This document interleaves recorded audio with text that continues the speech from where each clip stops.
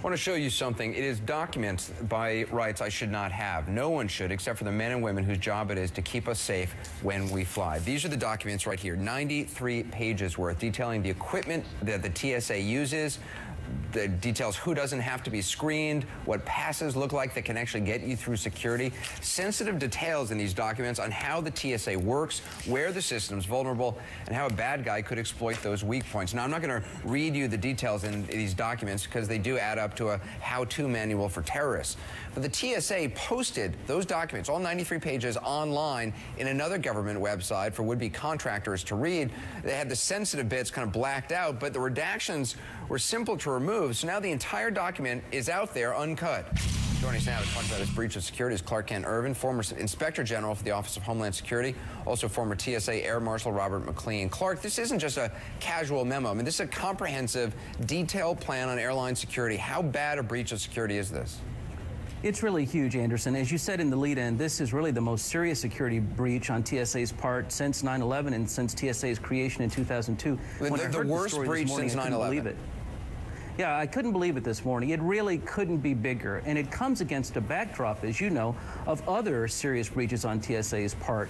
You know, nearly every year on a quarterly basis almost, there's another report showing screeners' inability to spot concealed guns and knives and bombs. There's a recent GAO report that shows the TSA having spent almost $1 billion to deploy 10 technologies, and we're not sure if those technologies work.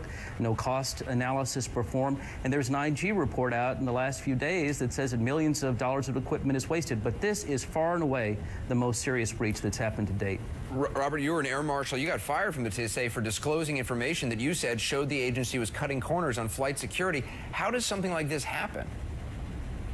Well, it looks like it had to have been a manager or a TSA lawyer that carefully tried to redact a document that was already fully marked as sensitive security information. So this was definitely not done at a lower level. And do you agree that it's a huge breach of security, biggest since 9/11? Absolutely.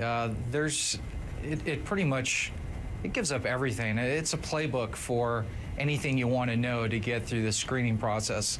With the IDing systems, the explosive trace systems, who gets exempted, certain screening procedures.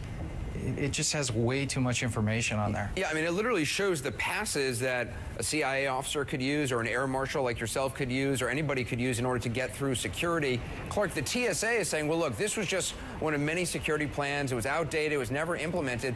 But, I mean, you know, let's keep them honest here. How could this plan be so different from others? There are only so many ways you can screen airline passengers at an airport. That's exactly right, Anderson. They say that there have been 6 updates, revisions of this manual since this was posted. We'll see. There's an investigation that's underway. We'll see if that's true. I really find it hard to believe for precisely the reason you say. There are only so many measures that can be used. A second thing TSA says is what it says routinely when this kind of thing happens, although, again, this is the most egregious, and that's that there are multiple levels of security, layers of security, and this is only one layer. I would argue that the whole system is only as strong as its weakest link. And as links and layers go, this is the most serious one. The checkpoint is the last opportunity, usually, and almost always really, before passengers are screened for weapons. And if they get past the checkpoint, they are highly unlikely to be checked again at the gate. So this couldn't be more serious. Well, also, Robert, it's not as if, you know, the folks who would want to hijack an airplane or do something at an airport are dumb. They do dry runs. We know that the 9/11 hijackers did that. We just have this case now of an American who apparently did dry runs for Mumbai terrorists before the Mumbai attacks, like 2 years in advance, scoping out areas in India to attack. So, I mean, it's not as if they're not going to be reading this document that's out there. Well, and it puts so much stress already on these screeners that have, I mean, they have a lot of pressure to get this right.